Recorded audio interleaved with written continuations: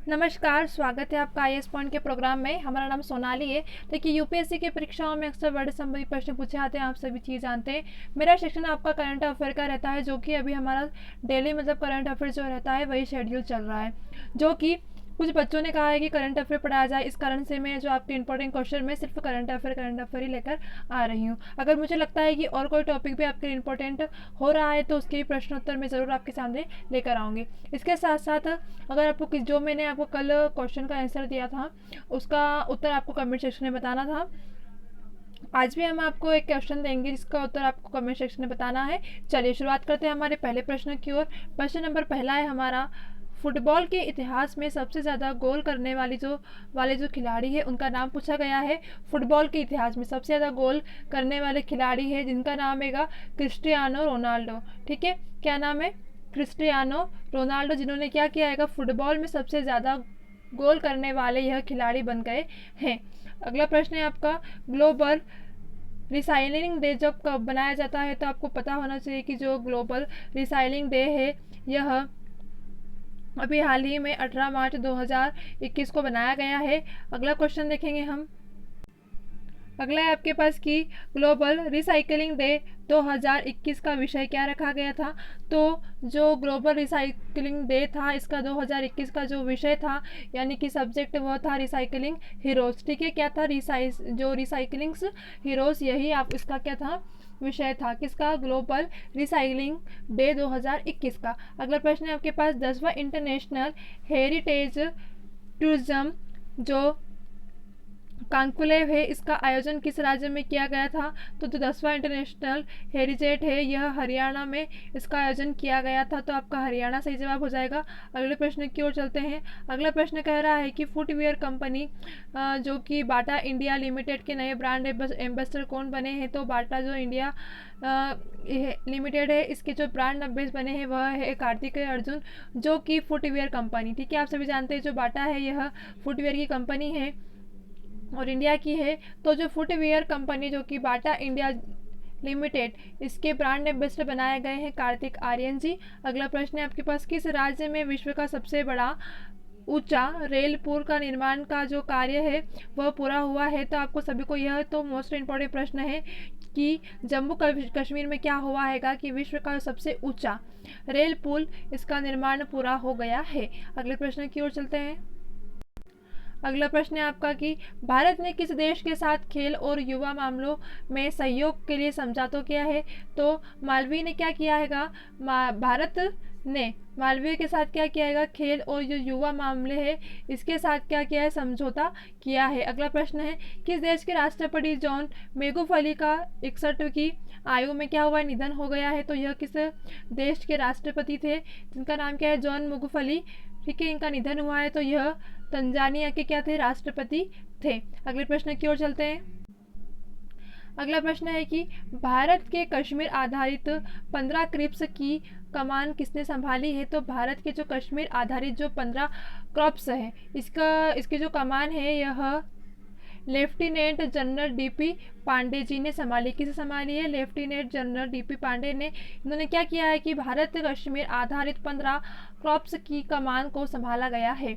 अगला है आपके पास, लॉन्च पुस्तक बैटल रेड फॉर 21 सेंचुरी पुस्तक के लेखक कौन है? तो AK सिन्हा और नरेंद्र कुमार जी। पुस्तक का नाम है बैटल रेडी फॉर 21 सेंचुरी। इस पुस्तक के लेखक के दो लोग हैं, AK सिन्हा और नरेंद्र कुमार। अगले प्रश्न की ओर चलते हैं। अगला प्रश्न है आपका कि लॉन्च पुस्तक डॉन अंडर द डोम, क्या नाम है पुस्तक का? तो डॉन अंडर द डोम। ठीक है, इसके लेखक कौन है? तो स्वाति पांडे और आंकड़ा मुखर्जी। जिसमें भी दो लोग हैं इस पुस्तक के लेखक के, क्या नाम है इनका? तो स्वाति पांडे और आंकड़ा मुखर्जी जी। किस पुस्तक के? तो डॉन अंडर द डोम। अगला प्रश्न है आपके पास कि किसे स्टॉप टीबी पार्टनरशिप बोर्ड के चेयरमैन कौन बने हैं? तो आपको याद होना चाहिए कि जो स्टॉप टीबी पार्टनरशिप बोर्ड है इसके चेयरमैन के रूप में डॉक्टर हर्षवर्धन को क्या किया गया है? नियुक्त किया गया है। अगला प्रश्न है आपका कि किस देश में दुनिया का सबसे बड़ा तैरता हुआ सौर फार्म स्थापित किया जाएगा? दुनिया का सबसे बड़ा मतलब सबसे बड़ा तैरता हुआ सौर फार्म स्थापित किया जाएगा, तो सिंगापुर में यह स्थापित किया जाएगा। दुनिया का सबसे बड़ा है क्या है, तो तैरता हुआ सौर फार्म। ठीक है, अगला प्रश्न है आपके पास, वर्ष 2018 में 21 मतलब कि 21 तक 2018 से 21 तक स्टैचू ऑफ यूनिटी को कितने पर्यटकों के द्वारा देखा गया है, तो 5 लाख के द्वारा देखा गया है। अगला प्रश्न है आपके पास, आपको ये बताना है कि जो स्टैचू ऑफ यूनिटी है यह कहाँ पर है। ठीक है, इसका उत्तर आप हमें कमेंट सेक्शन में ज़रूर दीजिए। अगला प्रश्न है आपका कि किसे उद्या उपन्यास के लिए साहित्य अकादमी पुरस्कार सम्मानित किया गया है, तो उद्या उपन्यास के लिए साहित्य अकादमी पुरस्कार से नंदा खरे जी को क्या किया गया है, सम्मानित किया गया है। नंदा खरे जी को उद्या उपन्यास के लिए साहित्य अकादमी पुरस्कार से सम्मानित किया गया है।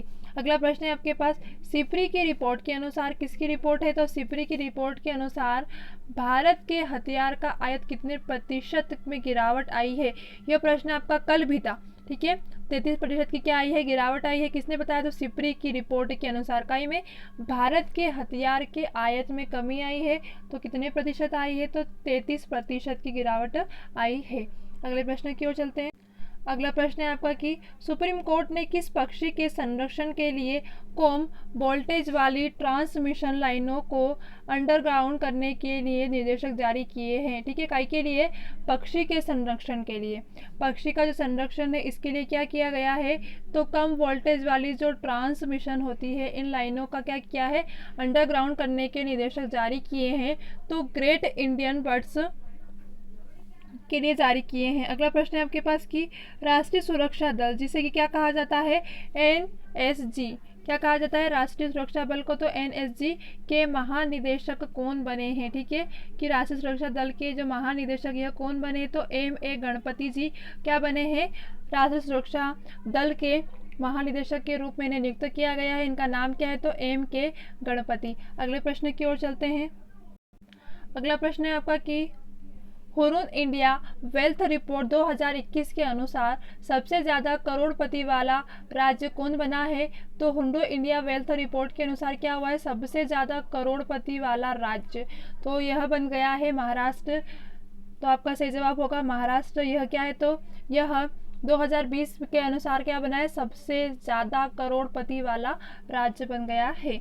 अगला प्रश्न है आपके पास, एशियन बॉक्सिंग चैंपियन 2021 की मेजबानी कौन सा देश करेगा, तो हमारा देश भारत एशियाई जो बॉक्सिंग है चैंपियन 2021 की मेजबानी करेगा, तो आपका सही जवाब होगा भारत। अगला प्रश्न है आपका, अगला प्रश्न कह रहा है कि federation cup senior national athletics champion में 100 मीटर मतलब कि 100 मीटर की जो दौड़ है उसमें एस धनलक्ष्मी में कौन सा पदक जीता है। किसने पूछा गया है आपके पास, एस धनलक्ष्मी ने कौन सा पदक जीता है, तो एस धनलक्ष्मी ने स्वर्ण पदक जीता है। काय में जीता है, तो आपको याद रखना है फेडरेशन कप जो सीनियर नेशनल एथलेटिक्स चैंपियन में 100 मीटर की दौड़ में क्या किया, इन्होंने स्वर्ण पदक जीता है। क्या नाम है इनका, तो एस धनलक्ष्मी का नाम है।